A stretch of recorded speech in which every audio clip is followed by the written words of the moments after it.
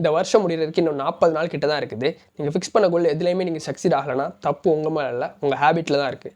இது எப்படி வெறும் 4 சிம்பிள் ஸ்டெப்ஸை சரி பண்ணலான்னு சொல்லி எக்ஸாம்பிளோட இந்த வீடியோவில் பார்க்கலாம். ஃபர்ஸ்ட் ரூல், நீங்கள் புதுசாக கற்றுக்கணும் அப்படின்னு எடுத்துக்கிட்ட ஹேபிட்டை ஆப்வியஸாக வச்சுக்கோங்க. வெளிப்படையாக கண்ணில் தெரியுற மாதிரி வச்சுக்கோங்க. ஃபார் எக்ஸாம்பிள், இப்போ நீங்கள் ஜிம்முக்கு போகிற ஒரு ஹேபிட் ஆக்கணும் அப்படின்னு சொல்லி ஃபிக்ஸ் பண்ணியிருந்தீங்கன்னா உங்களோட ஜிம் கிளாஸை முந்தின நாள் நைட்டை உங்கள் பெட் பக்கத்தில் எடுத்து வச்சுக்கோங்க. காலையில் எந்திரிச்சதும் பார்க்குற மாதிரி. ஹெல்த்தியான ஈட்டிங் ஹேபிட்ஸை கொண்டு வரும் அப்படின்னு நீங்கள் நினச்சிங்கன்னா ஃப்ரூட்ஸ் எல்லாம் ஃப்ரிட்ஜில் வைக்காமல் உங்களோட ஒர்க்கிங் டேபிளில் நீங்கள் பார்க்குற மாதிரி பக்கத்தில் வச்சுக்கோங்க. இது அந்த ஹேபிட்டை பற்றின ஞாபகத்தை அதிகமாக்குறதுனால அந்த ஹேபிட்டை நீங்கள் செய்கிறதுக்கான வாய்ப்பும் அதிகமாகுது. Second, make the habit attractive. ஜிம்முக்கு போகிறதுக்கு முன்னாடி ஒரு புது பேர் ஆஃப் ஷூ வாங்குறதா இருக்கலாம். நீங்கள் ஆல்ரெடி பிடிச்சி பண்ணிட்டு இருந்த ஒரு ஹேபிட்டை இதோட மெர்ஜ் பண்ணலாம். ஃபார் எக்ஸாம்பிள், உங்களுக்கு பாட்டு கேட்குறது ரொம்ப பிடிக்கும் அப்படிங்கன்னா ஜிம்முக்கு போகும்போது நான் பாட்டு கேட்பேன் அப்படின்னு சொல்லி ரெண்டே மெர்ஜ் பண்ணுறது மூலமா இந்த ஹேபிட் அட்ராக்டிவ் ஆகுது. Third rule, make the habit easy. நம்மள நிறைய பேர் இந்த இடத்துல தப்பு பண்ணுவோம்.